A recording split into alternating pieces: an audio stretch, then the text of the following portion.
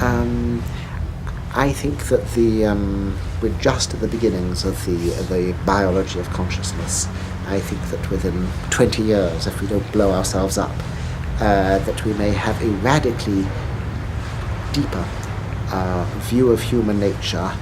As soon as they be born, speaking lies, calling himself Christ, telling that, oh, Christopher Columbus discovered America. Christopher Columbus died of syphilis. He was also a faggot. He believed in bestiality, just like all you so-called white people. Okay? How the hell they gonna teach in school Christopher Columbus discovered America when they're Indians? The so-called Indians, the Gadites, was here first. Y'all liars, man. Y'all liars and the father of it. Give me John 8:44. This so-called white boy walking up and down here, he ain't better than y'all. He ain't better than the so-called Negro, West Indian, Puerto Ricans, according to the Bible. Most I picked you. Read. Ye are of your father, the devil. You white boy, you are of a father, the devil. And you don't like it, that's too damn bad. There's nothing you can do about it. In no particular order, we are greedy and egocentric. We cut down trees. We use fluorocarbons. We spoil the atmosphere. We think the Earth has infinite resource. It doesn't. We're really running into the limited resources of the Earth now. The other thing which horrifies me, I think, is, and there's such a danger in human nature, is fanaticism and terrorism. And when people are filled with fanatical anger, they treat themselves and others as non-human, as not even creatures. And there are no animal behaves as badly as we do. And this is the other side of our majestic science. You white people are getting ready to go to court. You're getting ready to be tried, prosecuted, sentenced, and put in jail. That's right, you're going into slavery. I know you don't believe it, but guess what? It's graphically written all throughout the Bible, you dumb, stupid fools. The downfall of your economy, idiots, is in the Bible. You white people, about you losing your jobs, your homes, your bank accounts, that's in the Bible. You have no future. Your kids are not going to college no more. They can't go to college. Why? There's no grants for the college. There's no money. Your businesses are closing down. Why? Because your leaders have sold you out, dumb, stupid Europeans. This is your kingdom that's going out. You were supposed to enjoy the wealth of this kingdom just like the Rockefellers, just like the Kennedys, just like the Duplons. A society of rapists, robbers, muggers, and criminals. And you white people are the biggest criminals on this planet Earth. Like that fat guy.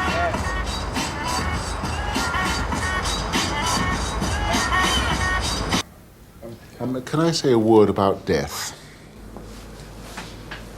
Yes.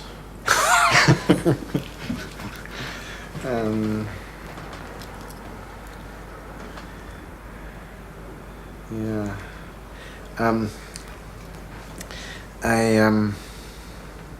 I want to say that the other side and the tragic side to this wonderful uniqueness of each human being is that we are all mortal.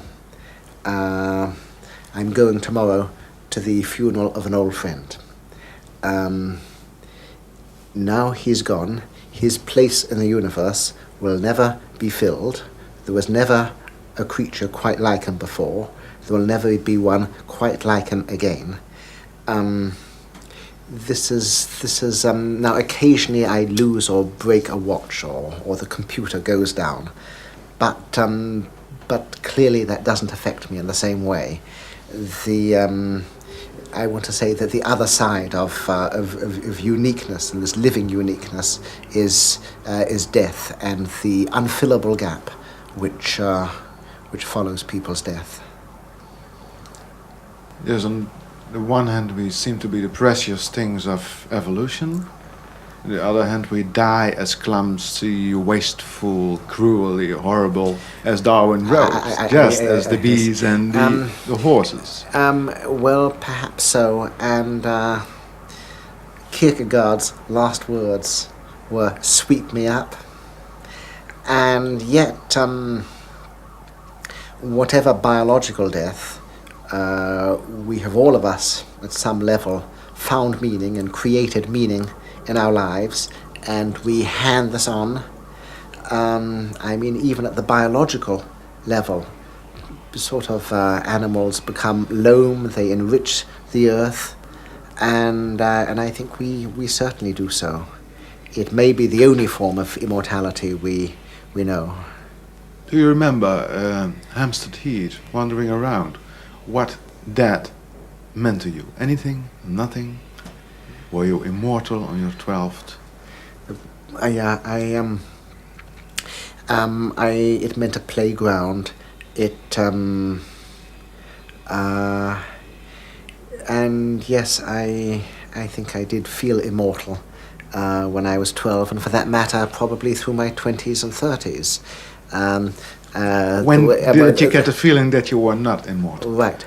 I was going to say, when I used to ride a motorbike, I was a rather dangerous rider. People say you behave as if you're immortal. I think after I almost died on the mountain. In Norway? In Norway. After I had fallen and badly injured my leg. I was at 5,000 feet. I was alone. No one knew where I was. I had no way of giving a signal. It was above the Arctic Circle.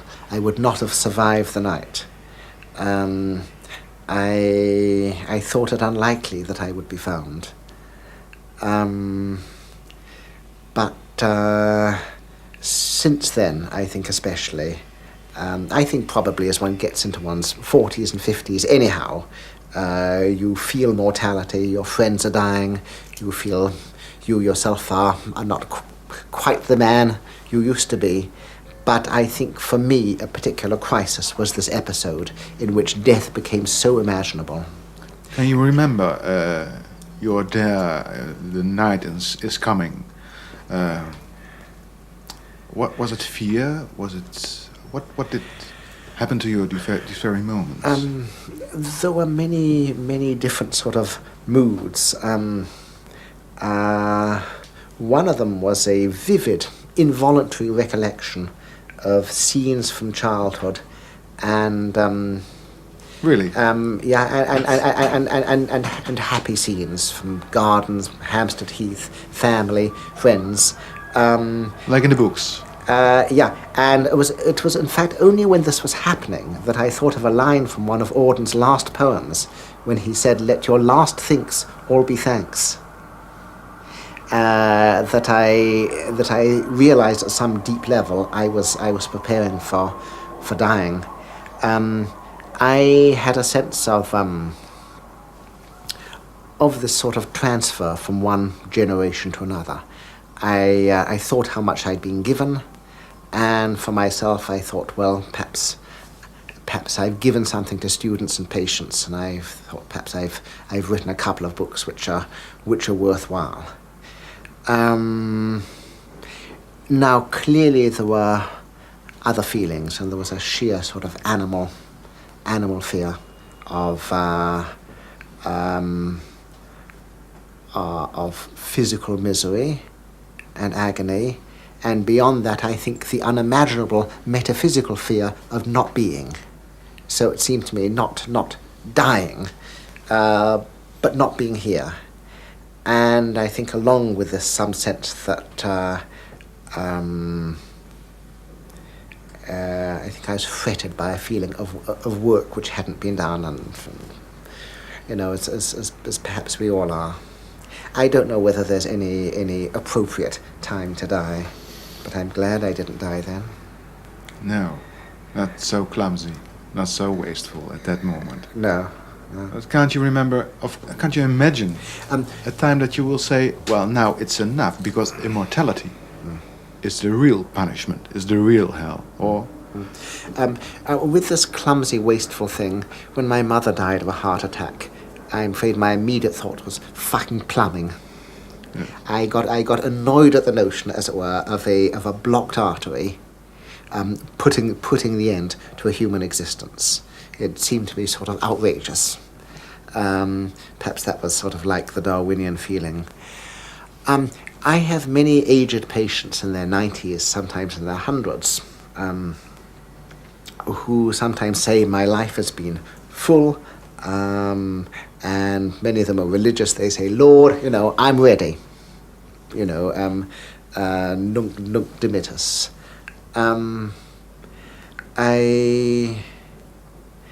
I can't quite imagine that. I'm sort of not ready at the moment. Though I don't know what would happen to me if I became ill with this poor friend of mine who is a sort of twin. We were born on the same day, and he was in the middle of some of his best ever work. He was a geneticist, and he got cancer of the stomach, which, this is it. Just like that. Just like that. Ridiculous. And I don't know how reconciled he was. He seemed to me at least to be deeply sad all the way through, although I think there was also a sort of resignation, as Dylan Thomas has this fight against the dying of the light, but then perhaps he was a man in his 30s or whatever when he wrote that. But then again, the aged Goethe in 85 called for light. That was his last word.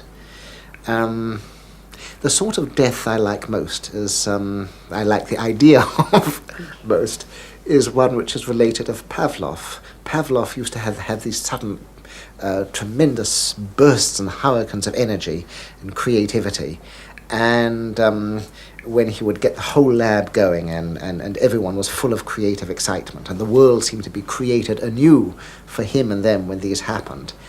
And when he was very ill and turning and tossing in a final pneumonia delirium, his face suddenly changed and he cried, "To work!" with this wonderful creative look, and he fell back dead. And I think that's your way of I think that would be passing. Nice. I would hate to think of life without that sense of creativity and excitement ever again. I would feel it maybe wasn't worth it. Realizing your friend dying, how short is life? Well, it certainly doesn't have any sort of consistent duration for me. Sometimes it seems immensely long, and sometimes sort of no time at all. It is the disappearance of the familiar and the past which is difficult to get used to. On the whole, I'm excited by the new. And when someone asked me in an interview, they said, if, like one of your patients, you were asleep or out of it for 30 years, and then came to in 2020, what's the first thing you'd want to do? And I said, I'd want to see the Scientific American. And I think I probably should have said my near and dear ones, but somehow, no, I'm especially excited by what's new in science. That pleases me very much, and things are, in neuroscience and physiology, are much more wonderful and exciting than they were 30 years ago. And I think when I have a sense of things opening there. But out through the window, when I first came to New York, one saw all the steamships there in their berths. I wish I'd paid more attention. I didn't realize it was these were the last days of the France, the Leonardo, the Queen's. Episode of, Yeah, I didn't realize it was the end of steam. It's very odd sometimes. I described the first car I had, or the first motorbike, and people say, but that was a museum piece. That's a museum piece. And then you say, well, am I a museum piece? Yes. Now, of course, in a way, we are not museum pieces, so long as we are being updated all the while. One of the sort of tragedies of Rose was that she had become a museum piece. One of these strange things with the death of friends and with death generally is the image can no longer be updated. I especially feel this of the friends and relatives who died when I was young. They are eternally youthful. They're sort of fossilized in my mind. When you're there in England, about 2 days, What kind of tricks will time play with you regarding your friend who's dead? Remembering Hampstead Heath, you're wandering around. Yeah, and often with him. Yes. Well, we met when we were 11 and a half, which is nearly 49 years ago. I think it's very difficult to carry a steady sense of duration in one's mind. I think life may seem to be rather short. I don't think, especially if a life is shortened, but I don't think 50 or 60 years is that long.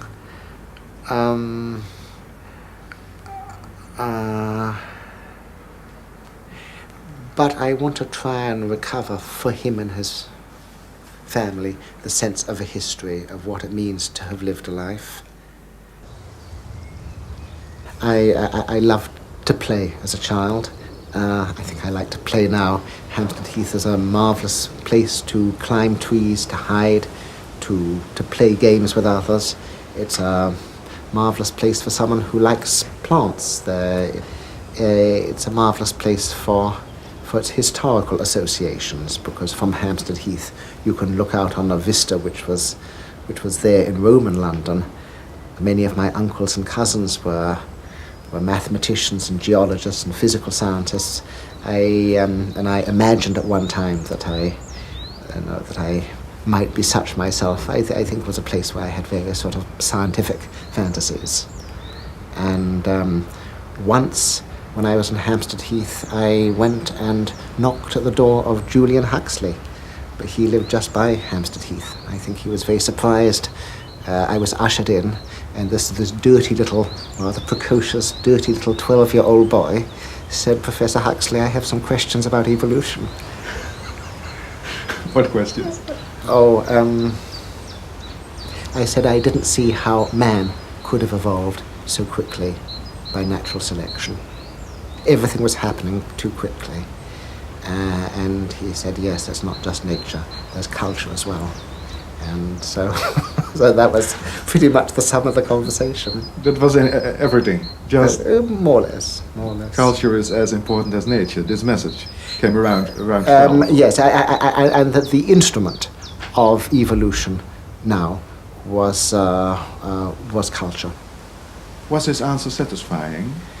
Well, I think it was mystifying, and I think probably at that time my own interests were very much more in botany and zoology, and not terribly much to do with being human.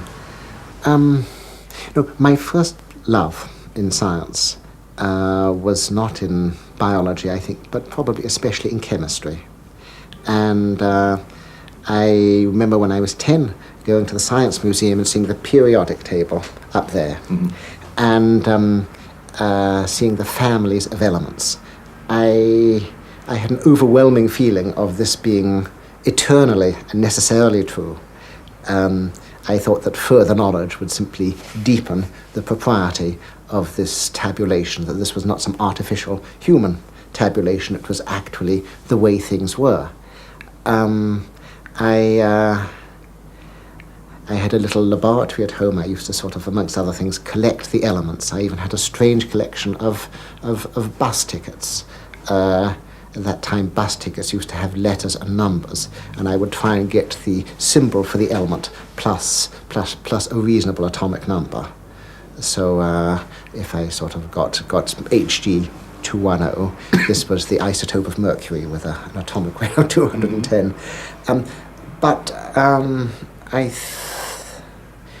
There had been a period of great disorder and distress in the war, when with many of my generation I was evacuated, and I think I became uncertain of everything, and science seemed to me, and the periodic table seemed to me to stand for stability and order.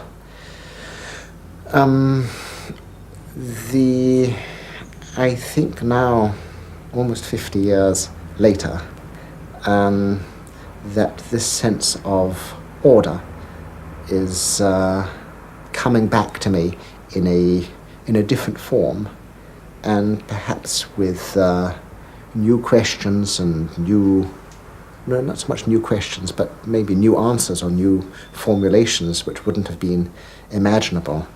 I think some of the most exciting discoveries now have to do with the way in which the universe orders itself at every level, from the cosmic to the biological. And so in a way, I do partly feel I'm the same as that 10-year-old. I'm still looking for some sort of order, but I think an order which is created autonomously and spontaneously in the universe, not one which has any sort of external divine or Platonic archetype. If you were me at this moment, and asking Oliver Sacks questions about his childhood, and wanted to evoke the most strongest memory at one time, so there it is, where would you start? Smells, words, asking for images, asking for odors, frequencies? Smells, I would suspect some of one's first memories are smells. I think one might not be able to locate them in time. I always have an aching resonance when I go to farms, and I think this may have been because when I was 12 months old, and again when I was 24 months old, the family spent a month on a farm, and the smells of farms seem to me the home in a very deep sense. So they seem to ground me.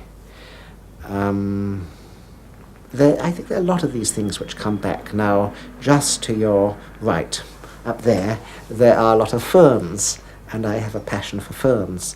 But then at home in London, the garden was full of ferns. Ferns were important.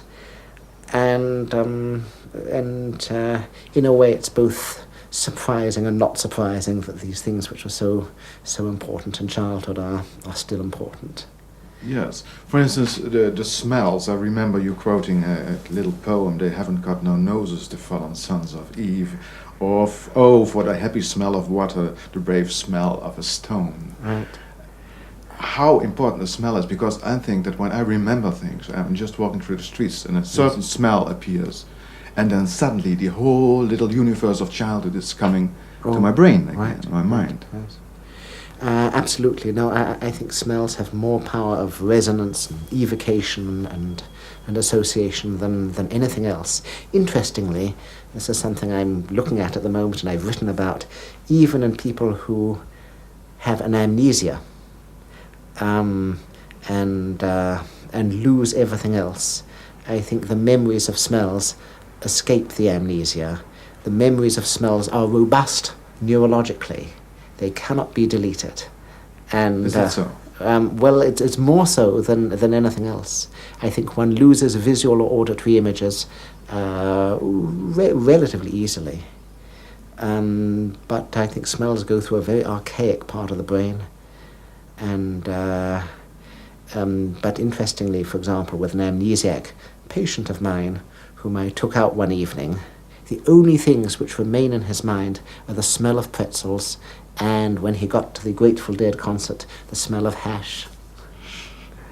These remain. So I think smells were immensely powerful. They're often associated with childhood, sometimes in the aura of a migraine or an epilepsy. There's a powerful smell. I sometimes have such an olfactory aura myself with a migraine. There's an overwhelming smell of buttered toast, of hot buttered toast. Now, the first time this happened, I was in the hospital and I went looking everywhere for this hot buttered toast. The second time it happened, I was out on the freeway. I was 100 miles from anywhere. Couldn't be there. I couldn't be there. And it was associated with a memory or an image of myself as a 2-year-old child about to be put on a high chair for tea. And but the smell of hot buttered toast sort of goes far back. It's one of the pieces I wrote in the Hat book is about a young man who, in a very sort of rather abnormal, probably drug-induced state, had a sudden enormous heightening and enhancement of his sense of smell. He could recognize everyone by smell. He could locate where he was in the streets by smell, and he felt himself to be in a smell world, like a dog, and he found it a world extremely vivid and full of emotion, very intense and commanding. At the same time, he found abstract thought rather difficult. And when after 3 weeks he returned to his human state, and lost this tremendous sensory heightening, and above all this heightening of smell, he felt it as both a loss and a relief. And but in general, this seems to me a sort of allegory of some of the deep biological things which I think we're in danger of forgetting or renouncing in being human. Yes. Sometimes there is a lullaby or a certain lightful or frequency coming to your mind in a split second, and everything is there from your childhood. My question is, where is this all stored? It's a childish question.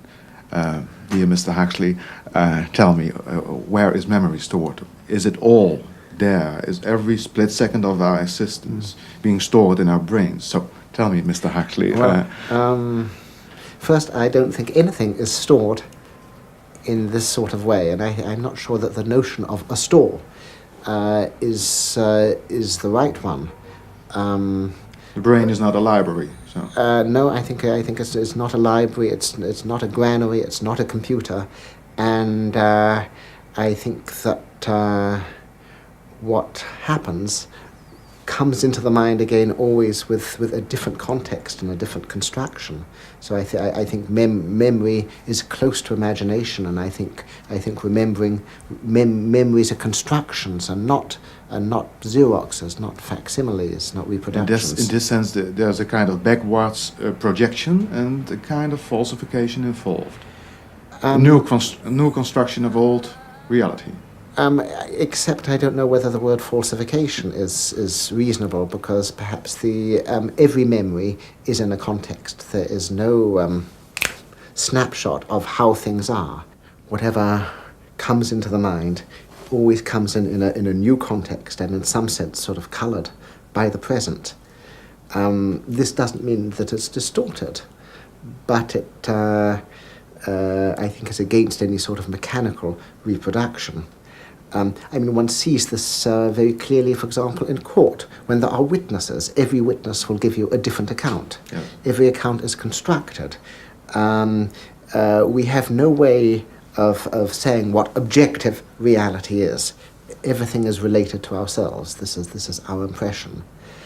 So memory is not a dead book in a library. It's living with us throughout our lives and growing up with us. Is that what you...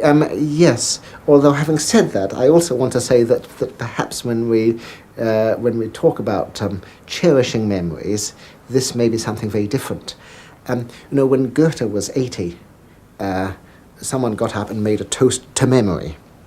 And the old man got very angry, and he said, I don't recognize memory as you put it. He said one is not allowed to pine for the past, and everything significant which has happened is incorporated into oneself, and with this one grows. So memory is part of this growing, of this identity. But sometimes this doesn't occur. I've recently been seeing an artist born in a little village in Italy who is obsessed with images of this village as it was before he was 9 years old. When he was 9, the Germans came, a lot of the village was destroyed. But I want to show you something. This is, he has not seen this village in 40 years.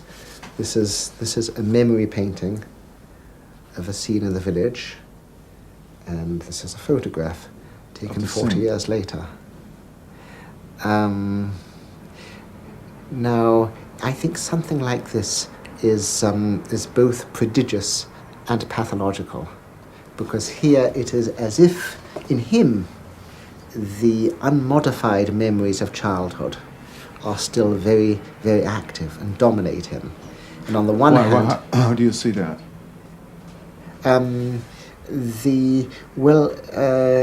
In a strange way, this man is divided. I think he hasn't quite grown into a normal, integrated being. I think there's a sort of doubleness, and that one part of him is still a child in this little village. Now, of course, he brings to the reproduction of this the technical powers and fluency of an adult and an artist. And yet I think this is the child's vision. But I'm not sure. I'm not sure whether he is a sort of genius or a sort of strange sort of casualty in a way. Perhaps he is both. Both, yes. Right, and perhaps, you've seen that before, yes, it's mixed right. up. And perhaps unintegrated memories of this vividness are necessary for art in some ways. Yes. One certainly knows that although it's complex, with someone like Joyce or Proust, the memories of childhood are woven into a theory of life and a theory of the world. Joyce always goes back to Dublin, but Dublin becomes the Dublin of Bloomsday. It finally becomes the cosmic backdrop of Finnegan's Wake. Whereas here, this little village is somehow fossilized by memory, idealized, fossilized, eternalized, and protected, as it were, from the processes of growth and becoming. It's not quite alive, or it's no longer alive, or it is only alive in a strange, sort of cherished way. That reminds me of your writing that we have a basic feeling that we once were healthy and in harmony with the world. We once found ourselves in an Arcadian state. At some moment we lost this primeval state of innocence and bliss.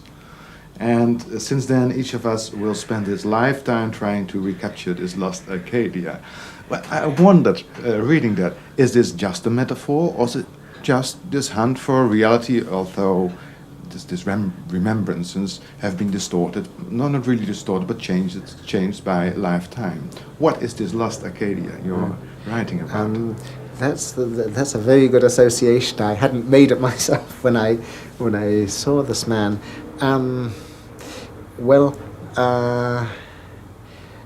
Perhaps we all have fantasies of paradise, of a place without sin, without lapse, without tension, possibly even without sexuality. I'm not sure about this, and a place where one is loved. This artist is at pains to say that what he draws is partly a fantasy of the village as it was in childhood, not entirely a memory, and that some of the untidiness and the distress and the dirt of reality has been removed. It's sort of cleaned up. But, of course, we would not have survived, any of us biologically, had we not been sort of deeply loved and cared for in the first years of life. One sees this very clearly with the experiences which were recorded in an orphanage in Mexico. Spitz has described this, where the children were not loved and were given no human care, but only a certain amount of mechanical care. These children had all died by the age of 3. And it is similar even with a monkey. A monkey has to be mothered and has to be loved and cared for. And I think part of this idyllic world is to do with being loved and cared for. Where is memory coming from? Freud talked about little children having this phylogenetic information. Mm-hmm. That is to say that the memories came back from far, far, far in history. Well, you have seen some people with phylogenetic memories. What was happening? Well, we are certainly not born as blank tablets. We are little sort of demons, organisms, animals, creatures. We are sort of full of instincts and impulses. Something which I have seen in some of my patients has to do with the appearance of behaviors which would seem not to be taught, not to have been learned in the course of life in the ordinary way, and indeed sometimes not to be human. I described, for example, how with some of my post-encephalitic patients, when they had been put on L-Dopa, they found themselves, instead of taking a cup and drinking or even slurping like this, they would go down and they would lap from saucers. Now, I was astonished when I saw this. I'd never seen lapping activity of this sort in a human being before. And the people who showed this with themselves were astonished and somewhat mortified. They felt that something sort of primitive had taken over.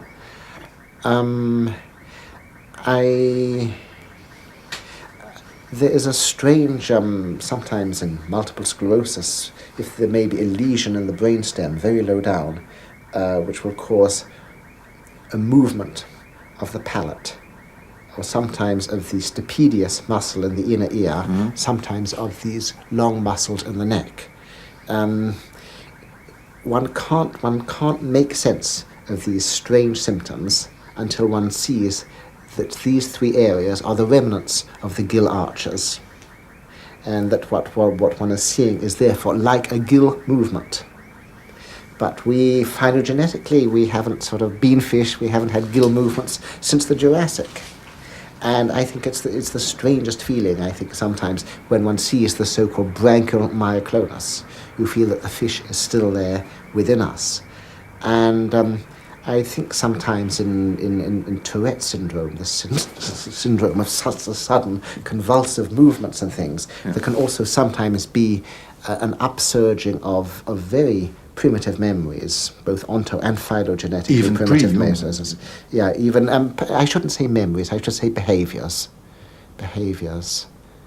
That's a safer word. Yeah. And I think things like this, as a start, make me a Darwinian. Make me feel that not only are we not blanks at birth, but really we're a billion years old. Sort of all evolution is there in some sense within us. Yeah. Yes. But I mean, when we yawn, I'm sure our yawning is basically similar to a dog yawning. Interesting how infectious yawning is. When one man yawns, someone else will yawn, or his dog will yawn. Or if his dog yawns, he will yawn. Or if one dog yawns, another dog yawns. But yawning is an ancient sort of pre-human.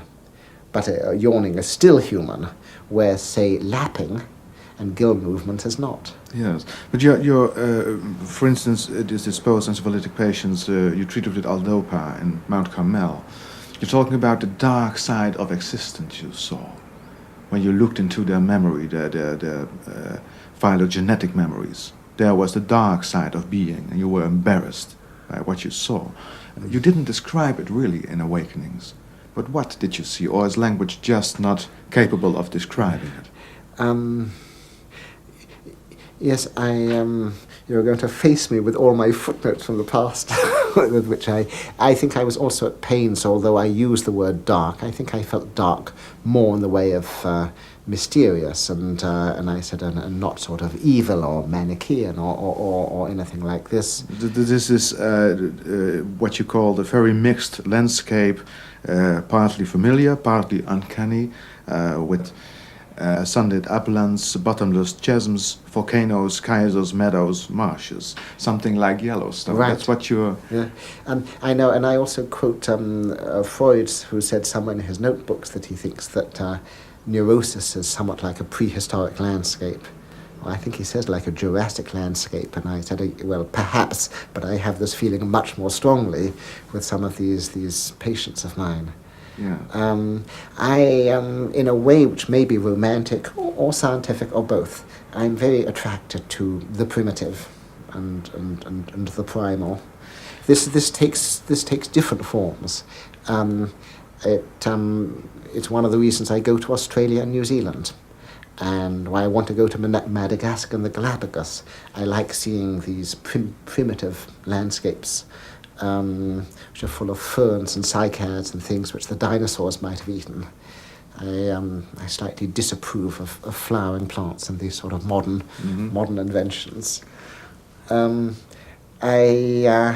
But I think that one of the interesting things about pathology and some clinical disorders is that it may sometimes strip off the more recent accretions so that one sees more clearly some of the primitive.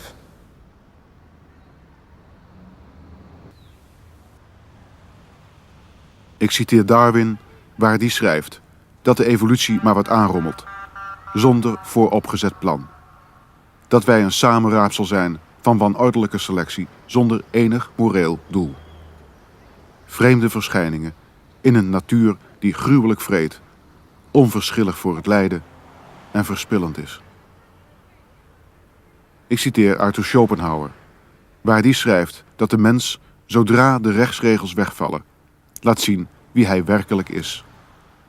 Het meest schrikwekkende dier onder de dieren. Seks knikt instemmend bij beide citaten.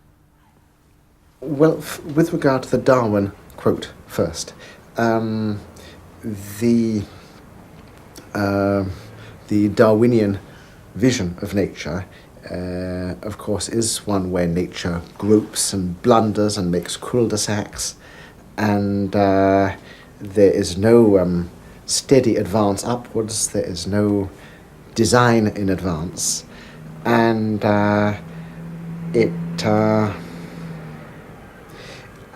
and I think this is a vision of nature which I certainly feel myself, and as a neurologist and as a clinician, I see this in human beings. We are full of sort of things, appendices without function, or pineals which have changed function.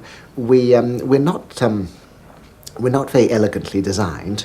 Sort of, we've been improvised. We've been bits are left over, and yet this turns out itself to be very efficient, though not elegant.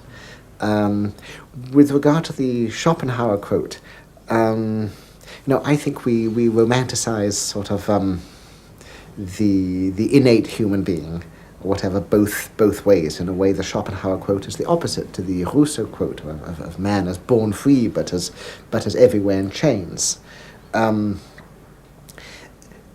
Both of these are reasons why, when wild boys, when Victor, the wild boy of Aveyron, was brought to Paris in 1800, there was such interest.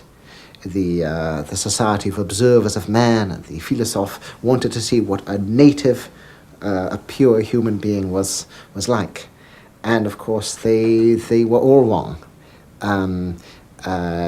He was not a sort of vile in a Schopenhauerian way, and he was not free in a Rousseau-like way. He was very, nor was he a blank in a Lockean way. He was actually very, very disabled. But certainly nature is amoral. I confess this is one of the reasons why I sometimes like nature, and one of the reasons I like nature, because it exempts me from the moral consciousness, which is sometimes such a burden. Gould says, since nature is non-moral, is amoral, is immoral, doesn't matter, this Darwinistic approach, we have to seek for morality in ourselves. And morality is not possible without, the fiction, even if it's the fiction of free will. How free were we coming into this world? Well, certainly, I just met a biologist who is, as it were, investigating the psychology of frogs, and feels he sees something almost like free will in frogs.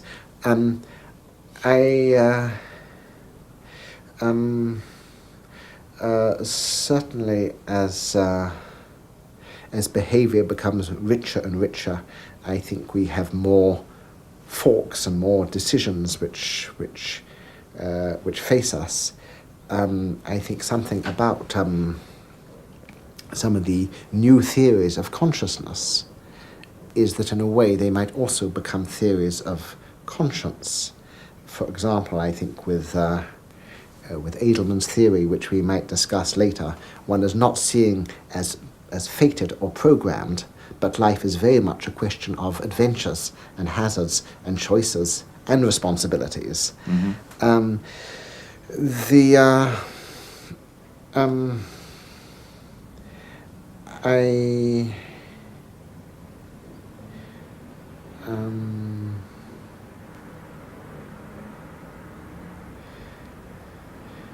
I think we do have to act as though we had free will and could make responsible choices, and as though other people could do so, whether in reality these are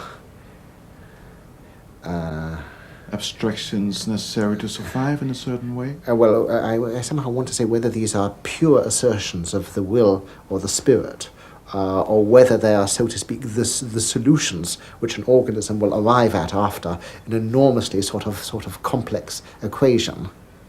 I'm not sure. And I sometimes move one way and sometimes the other.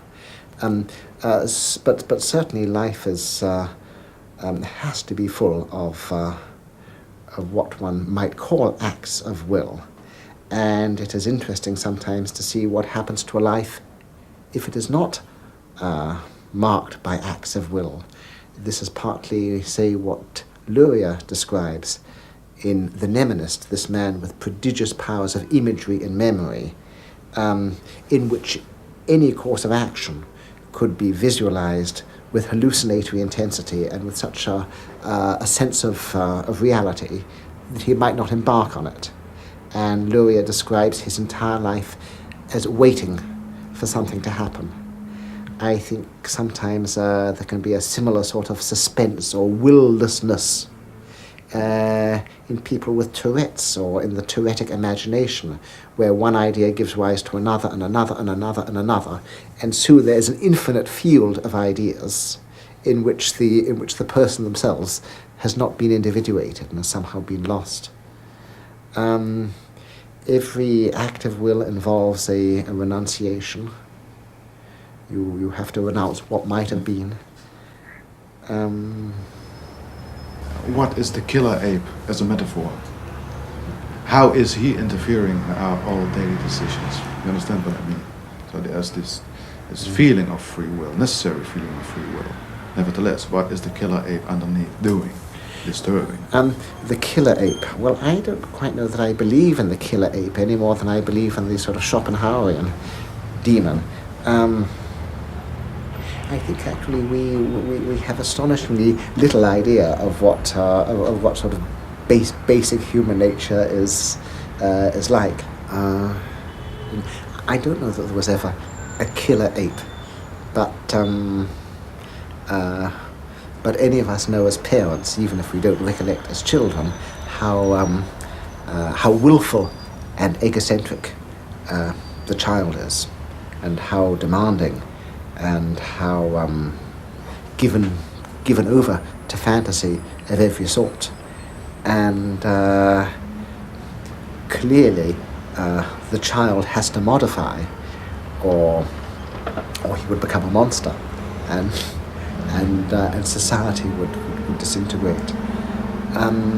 Something which I think is very difficult to judge is sometimes how much that savage emotional intensity of childhood and that egocentric drive and will may be subjugated to higher work of the highest sort of ethical or scientific standards.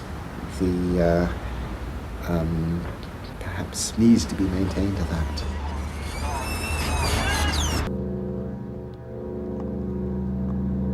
I think a patient for whom I found deeply bewildering and strange, but was also very fond of, is the patient whom I called Rose in the book. Now, this was a woman who had had a very acute attack of encephalitis in 1926, and in fact on the night of the attack she had dreamt that she was a statue, that she had turned to stone, that she was alive but not alive, and in the morning she was found rigid and catatonic. A mirror was put in front of her, and she sort of saw that her dreams had come true. She was kept at home for some years, and then in 1935 she came into Mount Carmel. I saw her in 1966, and like a lot of the patients, she looked much younger. What happened in between? Nothing, and it is the nature of the nothing which we have to look at. But basically she remained immobile with her head and her gaze averted. She could be walked a little, she could be fed. It wasn't clear how much she took in of anything around her. It wasn't clear with many of the patients until they became able to talk after they'd been given L-Dopa. Now, I hesitated very much with this particular patient. I think I say in Awakenings that I hesitated because she seemed so elsewhere and so out of the world, and I was rather haunted by something which Joyce had written about his mad daughter. Yes. When he said fervently, as I desire her cure. I wonder what then will happen if she comes out of this and faces, as he says, that battered cabman's face, the world. I hesitated with these patients to give L-Dopa for more than 2 years, partly because I did not know what might happen in them physiologically, and a lot of these patients had been extremely impulsive and excited in the early days of the epidemic, before the slow wave of lethargy and trance came over them. Von Economo, who had originally described them, spoke of them as extinct volcanoes. Mm-hmm. And I thought they might be dormant volcanoes. I didn't know what might come out. But again, I didn't know what it would mean to be replaced. New wonders or the abyss? Sorry? New wonders or the abyss? You didn't know what to choose? I didn't know what might be there. I also, all sorts of other myths. I thought of Pandora's box. And again, these were people who'd been out of the world for so long, and so it wasn't just a medical decision, but a very complex ethical and existential one. You know, what would it mean to bring them back? What then? Now, I might have stayed forever in a state of doubt. I'm somewhat given to states of doubt. Had not the patients, some of the patients died in 1968 and others had become iller, and I thought, I can't spend forever doubting. I must give them the choice. And so some of them, or their families, elected to try L-Dopa in 1969. Now, with Rose, when she came to, she became full of animation. She walked around. She says, fabulous, it's gorgeous. She had an intense delight in movement and life, and yet her manner and her mannerisms were from a different age and were those of a much younger woman. And she spoke of Gershwin and others as if they were still alive. She had the vocabulary of the 20s. She was sort of like a flapper, come to life. And we all wondered very much, where is she? Is she disoriented? What's happened? And I asked her some questions, the sort of questions doctors ask. And she was a very quick woman. She said, I can tell you the dates. She said, I can tell you the date of Pearl Harbor. I can tell you the date of Kennedy's assassination. She said, these things have been registered, but none of them seem real.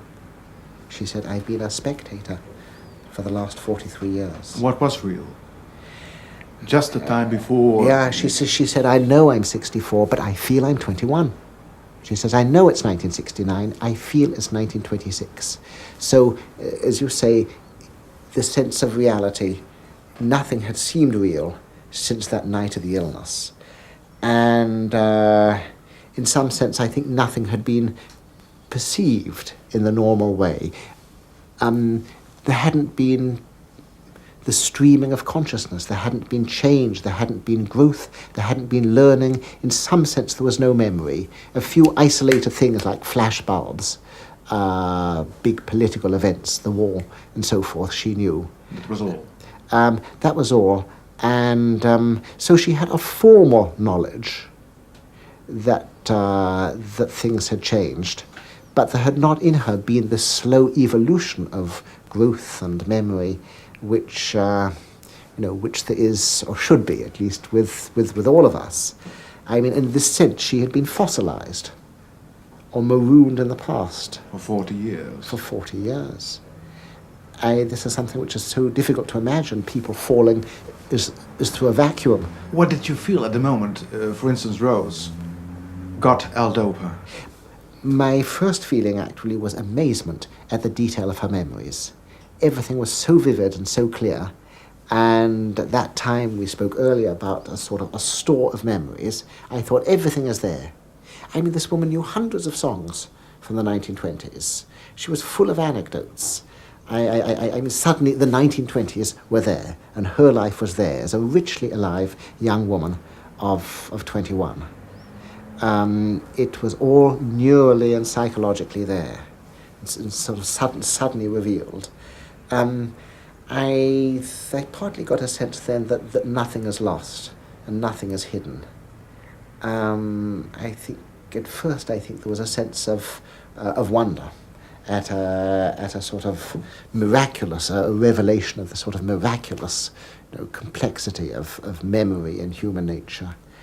I think that after that I got a sense of fear, because what had seemed so marvelous to begin with, now, by the very freshness of its detail, seemed to me to be some terrible casualty of not being updated. And as with some of the other patients, but maybe most clearly with her, I got this terrible sense that she had been lost in time.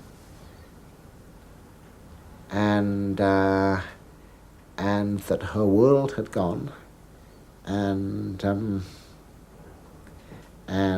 that maybe bringing her to our world was not the right thing to have done.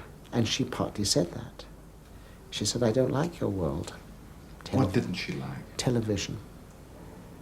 She didn't like television. I agree. Right? Trash, all sorts of things. She objected to the sort of plastic knives and forks in the hospital. She objected to the bad printing of newspapers.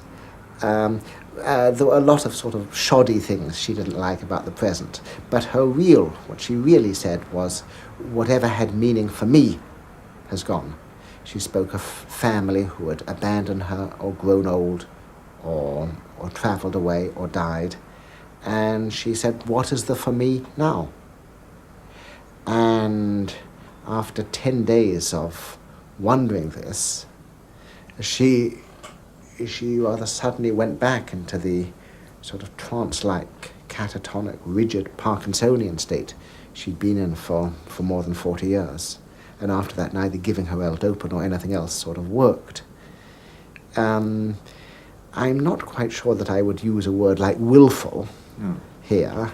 I don't think such things are within the power of the will, but I think there was a sort of a challenge to identity, which a need to create a new world and a new identity, which was impossible for her, or seemed impossible, and that this sort of perhaps led to her going back. And in a way, this was the sort of challenge which faced many of the patients. But Rose was particularly out of it. And so I think certainly the bewilderment of anachronism and this sort of tragic marooning, I think, was probably strongest with her. there were other bewilderments which, of a different sort, which I saw with some other patients, some of whom showed physiological and sometimes psychological sort of behaviors and perceptions which I would not have thought possible. Sometimes these were of the sort of pre-human, the primitive sort, which we talked about earlier. But there was another patient, for example, the one whom I call Hester, who on some occasions would not see movement continuously, but would see a series of stills.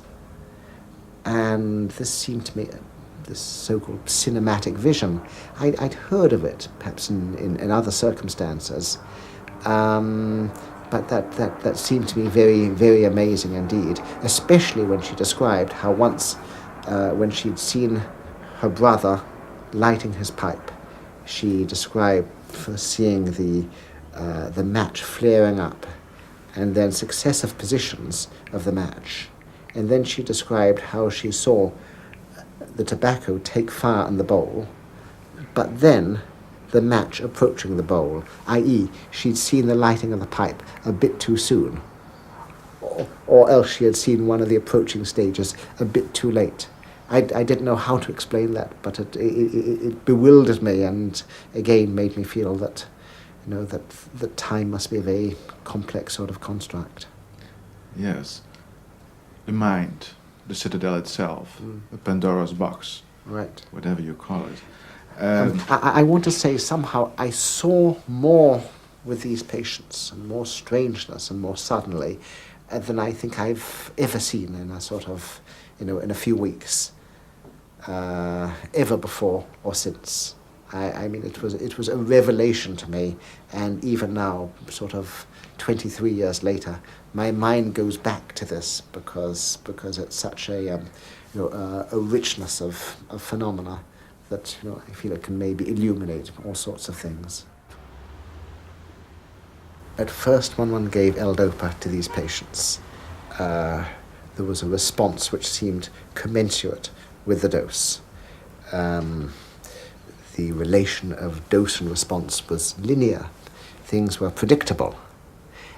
And then something happened, and the reactions and the behaviors of the patients ceased to be predictable. Patients would start to oscillate between states of excitement and states of standstill. Sometimes these oscillations were not clearly related to the times of giving the drug. I did everything I could to try and control these oscillations, and I couldn't do so. I could neither control them nor could I predict them.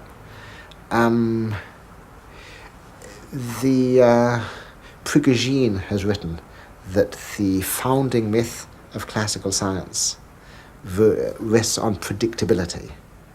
And here I became bewildered and frightened because something unpredictable was happening. Something more and more complex was emerging, and I couldn't stop it. I thought I had a rather simple physiological system, pinned and fixed, and it was escaping from me. All sorts of strange new phenomena and behaviors appeared, which led me in a way which I now take back, but I see why it happened, to search for some extravagant sort of concepts outside the usual physiological ones. In particular, I wondered whether, when I saw sudden total changes in the complexion of the organism, a sudden total change which could happen in 1/100th of a second or less, sometimes from a state of Parkinsonism to a state of normality, or a state of standstill to a state of movement. I was reminded of what I had sometimes read about quantum theory, and I wondered whether one could be seeing macro quantum events with these patients. I found myself wondering whether physiologists should bring in quantum theory and relativity theory to understand what was happening.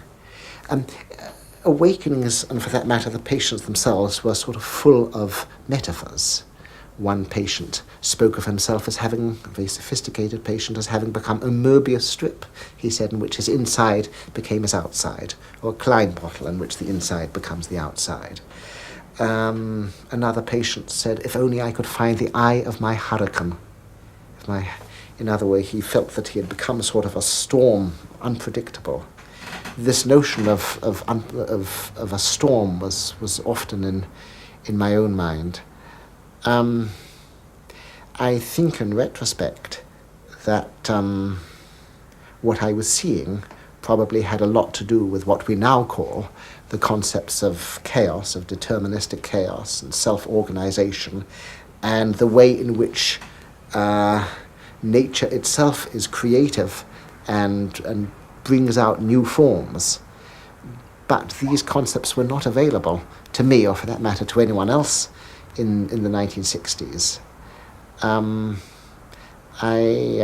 Do you also mean that brains or the mind doesn't repair itself, but it transforms into something different at some occasions? That it's possible to practice? Well, it is not repair. It's a sort of sudden transformation, in a way which was both wonderful and terrifying. I sometimes thought of the drug and the disease and the circumstances between them playing the nervous system like an organ, pulling out stops, and unimaginable, almost unimaginable sort of physiological and psychological states and different forms of consciousness seem to emerge.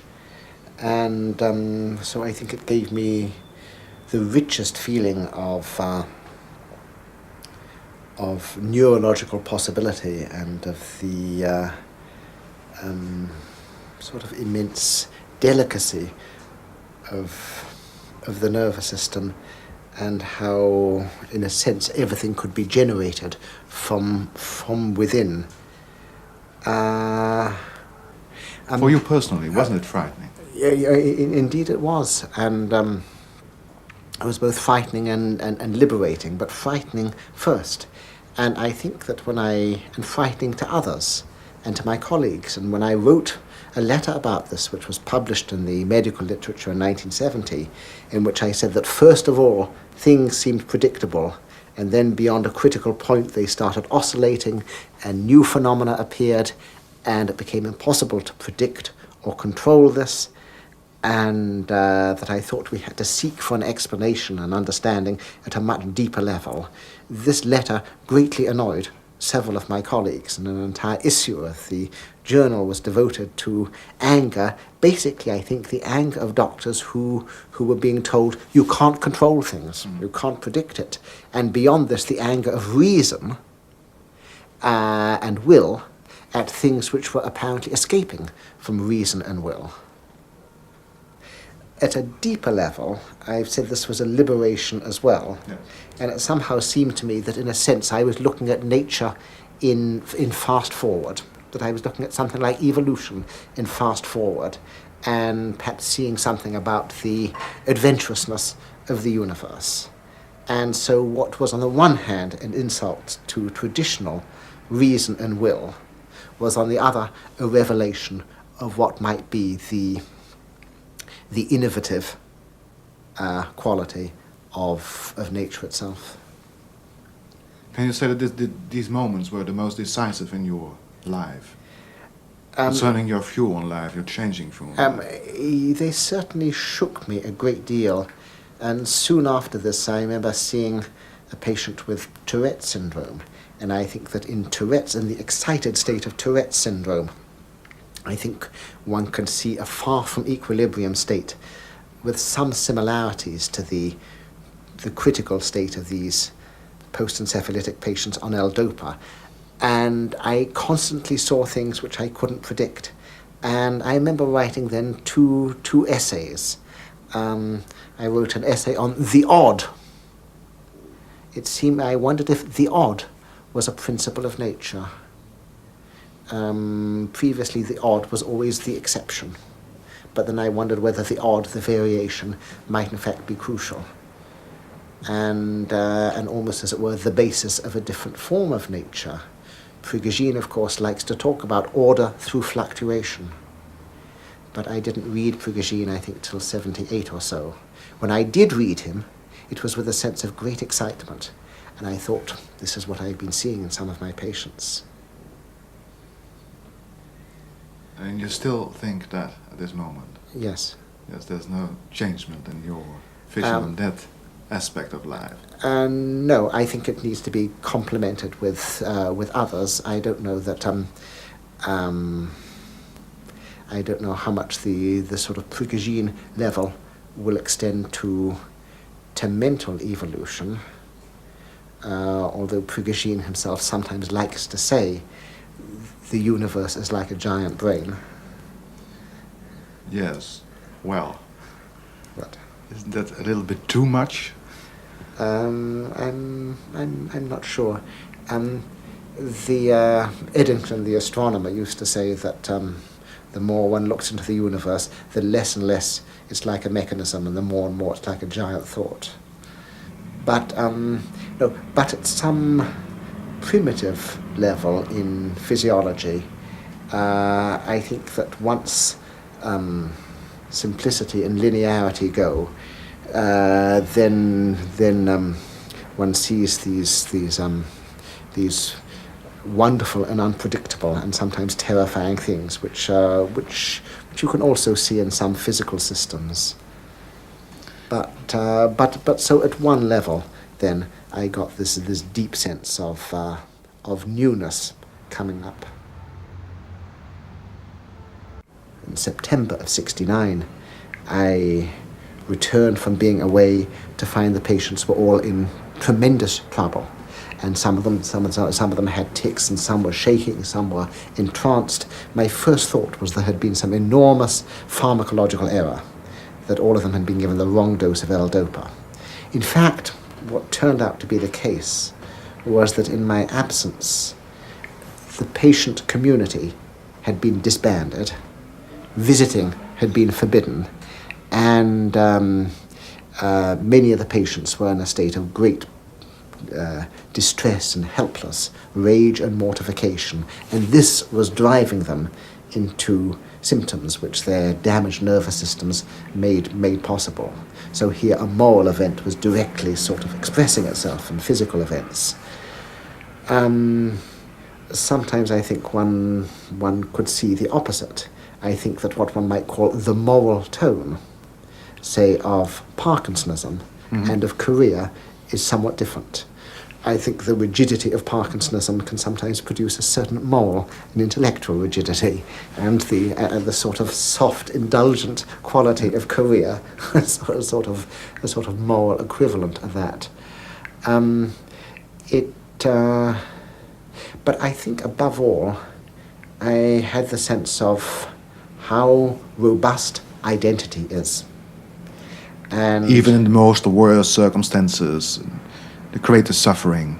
The greatest people suffering, for living for 30, 40 years in nowhere land, in the sleeping disease land. In nowhere land, I mean, with a disease which tends to undermine identity, and in a situation, as you say, which would undermine it, and yet there is something so robust about identity, if it has been well formed by the time of the insult, and so that I think the resilience of these patients astonished me, and the fact that most of them were not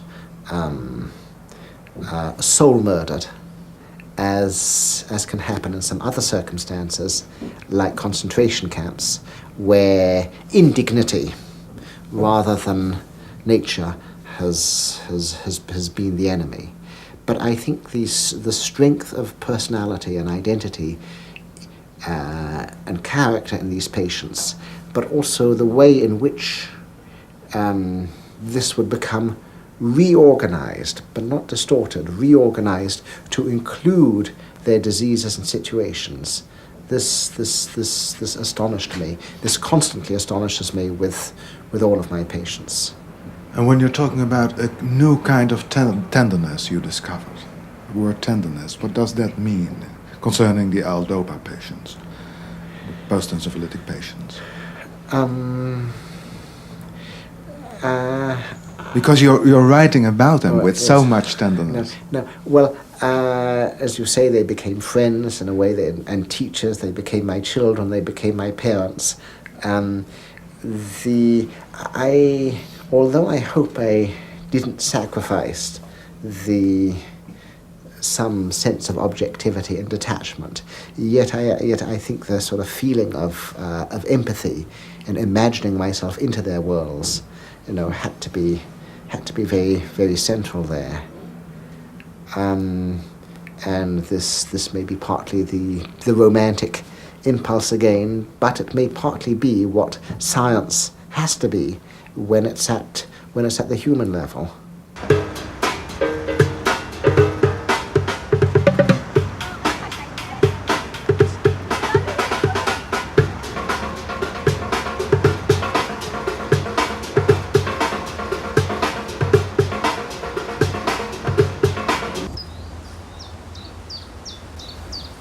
I think it's the nature of human nature and maybe animal nature to search for meanings. A recent book was written by Jerome Bruner called Acts of Meaning. I think human life is determined by the search for meaning or the creation of meaning or of different meanings. I think that Do you want to say also that once we find the meaning of life, everything would become useless, a standstill, dead-end street? No, I wouldn't say that. And first, I'm not sure what could possibly be meant by the meaning of life. But for example, one form of the search for meaning is making theories. And the question arises as to whether there is an end to theorizing. Now, I think Stephen Hawking, for example, will suggest that there is an end to theorizing, yes, and that sooner or later we will get a TOE, a theory of everything. And that fits on a T-shirt, so unified formula here. Right, and with this, the scientific enterprise will come to an end. I prefer not to think that this is so, and certainly in my own minor way, whenever any solution has become apparent to me,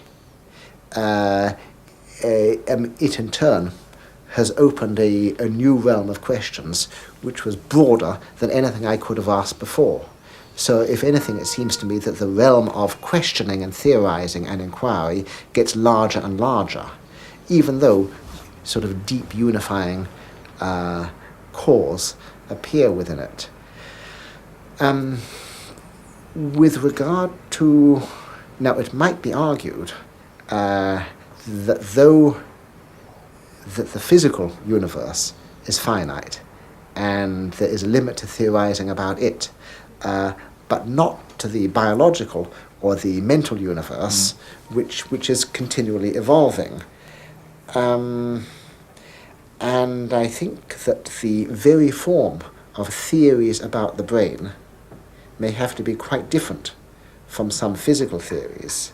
Edelman likes to say that that as we had the Galilean revolution 400 years ago, we may now need a new sort of revolution, which is quite comparable to this, to produce, if you want, a science of the subjective, and a science of the unique and the individual, and a science of consciousness. And I think I go along with this. And one of the reasons I'm sort of against mechanical models is that they are too physicalistic and too reductive and too impoverished and too boring.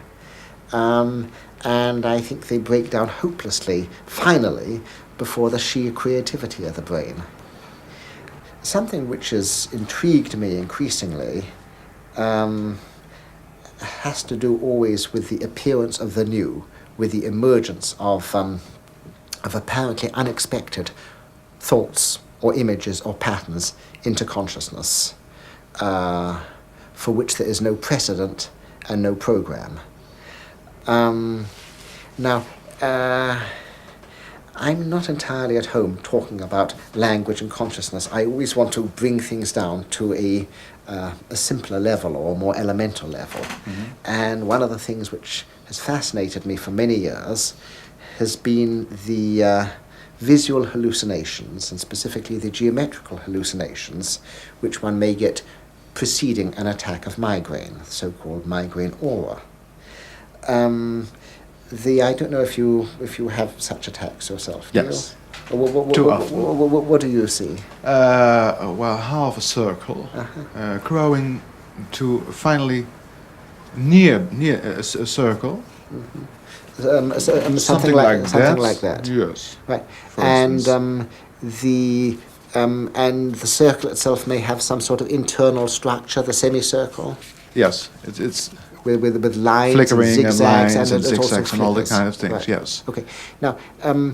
Now I think beyond these rather fixed forms of the expanding circle with its flickering zigzags, I think one can have very complex, unpredictable things. I think sometimes you may have half the image here giving you these strange crescentic whirls and things, or here, half the image you have spirals and radial figures. And here the whole visual field has been turned over to these sort of strange forms.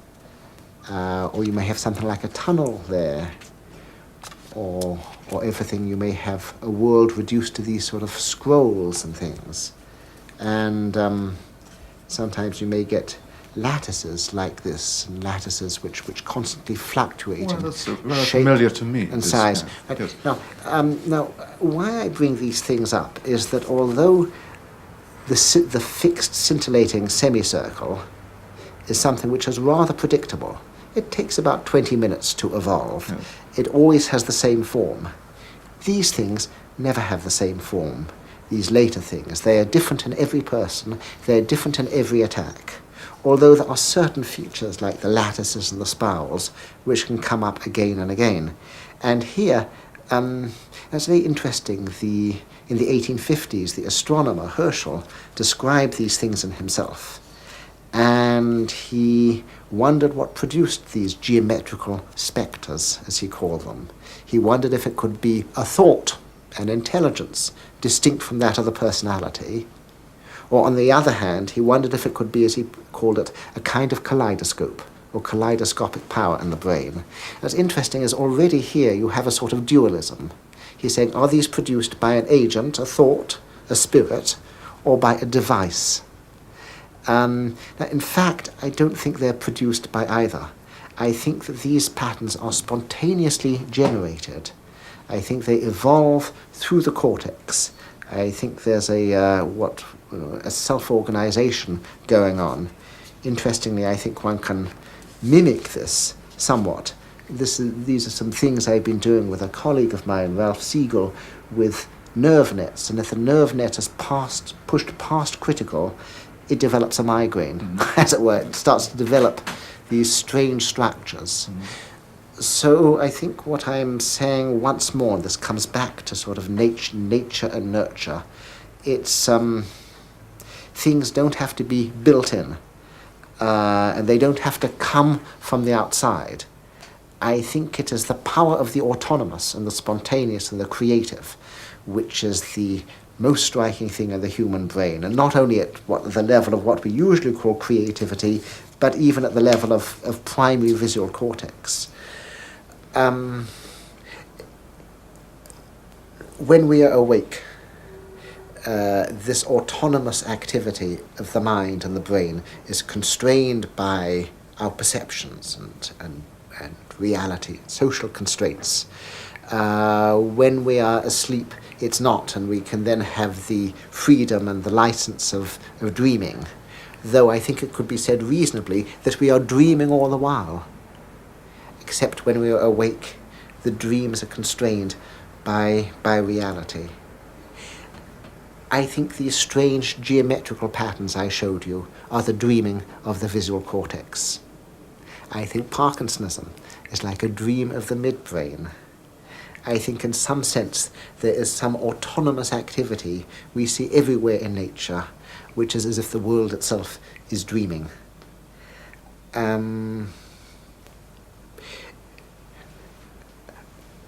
Machinery is inert. You have to press a button or pull a lever to start it. The world is not inert. There's nothing inert in the world except some of the devices which we make in it. Activity is built into the world. Aristotle said this. He called it energia. And Aristotle also thought that however much human beings delighted in proposing and solving problems, the real delight of the mind was in its own activity. And it is the nature of activity which seems to me to be inexplicable in mechanical terms, and which demands the creatural terms and the terms of animals. Many years ago, I got very excited by Leibniz and his saying, his equating existence with activity. It partly seems to me in the Leibnizian view of the world, everything is active and autonomous. And this is different from the Newtonian view of the world, or the Galilean view, in which objects stay in a state of rest unless they are pressed by an impulse, and then they roll inertly down an inclined plane. And when the energy is used, it's gone. There is a continual transfer of energy and reorganization of energy and activity in living creatures, and especially in human brains. And at the highest level, this sort of continual transfer, I think, is what Prigogine is concerned with at a lower level, in what he calls self-organization, and what Edelman is concerned with at the highest level, with his notions of recategorization and re-entrance. It's going on all the time. It never stops. We are such stuff as dreams are made of, and our little lives are rounded with a sleep. Shakespeare, this is the motto for the narrative. Absolutely, yeah. No. Awake or asleep, the dream. Right, I think we dream non-stop until we come to the sleep at the end. You want to say something, Mike? Okay. So you see that the points that we're bringing out is pertinent. This is not a joke. A lot of you walk by, and your first impression of us is that, oh, they're a bunch of angry black men that's out here that have nothing better to do. They're mad with society, they're frustrated, they're angry, and they just want to blow off a little steam and say derogatory, negative statements about whites. But when you stand here for a little while and get an ear full of this, you begin to realize that what we're saying is very important, is significant, is paramount, and it's going to affect your lives, white man. What's written in this Bible, you thought it was a joke. That's why you made Easter and Santa Claus and bunnies lays eggs, and you taught those fallacies to your children. And then when your children grow up, they take out a gun and blow your brains out for teaching them these lies. You tell your children not to lie, yet you lie to them. It's gonna be a long time before I finish one of the many missions that I have to establish. To make my split, ignite your winning sights, and if you ain't down, bullshit. Say stop, I'm trying to get you for your idol. Once you go to one time, play the role model. No, I think you play like a boss. Next year, the shot of a magnum slug. I'm man, coming at ya. Yeah, you know I'm gonna get ya. How do you know where I'm at when you haven't been where I've been? Understand